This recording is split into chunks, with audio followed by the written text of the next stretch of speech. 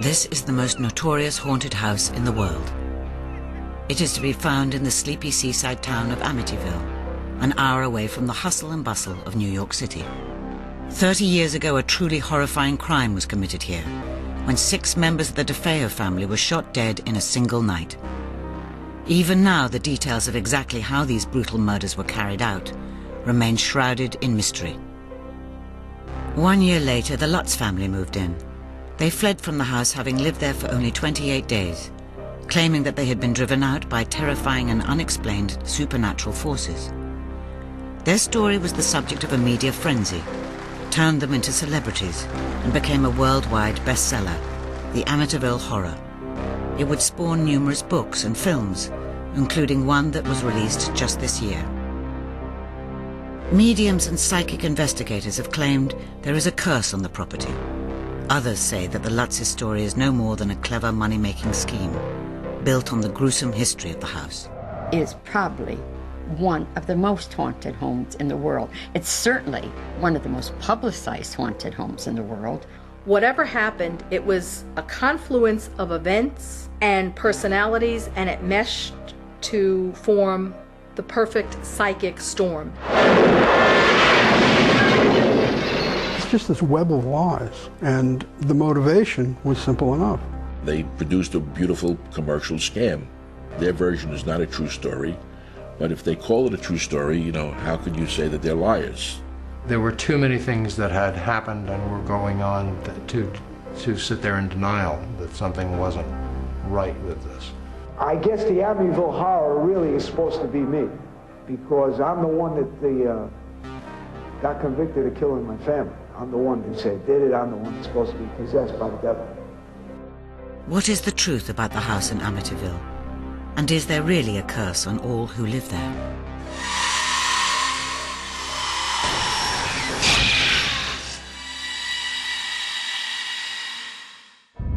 The mysteries and controversies surrounding the Amityville story begin with the horrific events that took place on the night of November 13th, 1974, when 6 members of the DeFeo family, mother, father, and 4 children, were shot to death inside this house. I had an office in the front of my house, and I was sitting in the office, and my friend Al Saxon comes in, and he said, "Rufus, I got something to tell you. You're not going to believe this." He says, "Everybody next door is dead." We saw several of the bodies being taken out. I'm sorry to say one of the children's bodies fell off the tarp they were carrying it in, and I saw one of the murdered children. It was a ghastly but pretty straightforward murder case, or at least that's what I thought at the time. It was just very eerie. It was very quiet, and just a chilling, frozen moment, the kind that you never forget. It's a picture that you keep in your head always. Here you had so-called idyllic suburban family, Italian Catholic. The family had its own business, which was an auto dealership. And of course, with an Italian surname, there are the inevitable whispers about connections to organized crime. A mob killing was quickly ruled out, and the police began to focus on the only surviving member of the family, 23-year-old Ronald DeFeo Jr. George Harrison came, who was chief of detectives over in Suffolk County, and he said, "Can I use your house for a while for our headquarters?" Everybody in my neighborhood was scared to death that there's somebody loose in this town. From the beginning, Butch DeFeo, Ronnie DeFeo Jr., was suspected. He was originally not arrested. He was taken into protective custody. They decided now they're going to take the Ireland's house, which was next door, and turn that into their command post. So they took us all over there. Next thing I know, they had him in my house, and they were questioning him. That went on for some time until his grandfather showed up. A police officer heard Ronnie's grandfather tell him, "You'll stop throwing the family name in the mud. I don't want to hear anything more about your sister. Just admit to the murders. It's over."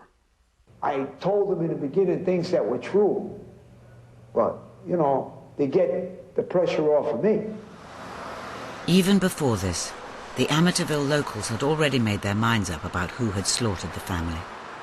I walked around the neighborhood and I said, can you tell me anything more about what happened? And almost to the person, every kid said, Ronnie did it, Ronnie did it. I was in my car. I believe the reporter was Joe Martin. Came on and said that the killings had happened, and they didn't say that Ronnie was dead with them. And I said to my wife,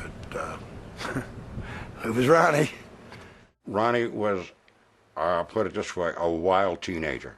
He had a reputation for using drugs, for violence, for fighting with his father. He was a punk. All he did was drink, gamble, and fight. If you knew him, and you knew the situation, I guess, or you ever spent any time around him, it was not something that he was incapable of doing. And when everybody else is dead and he's not, you know.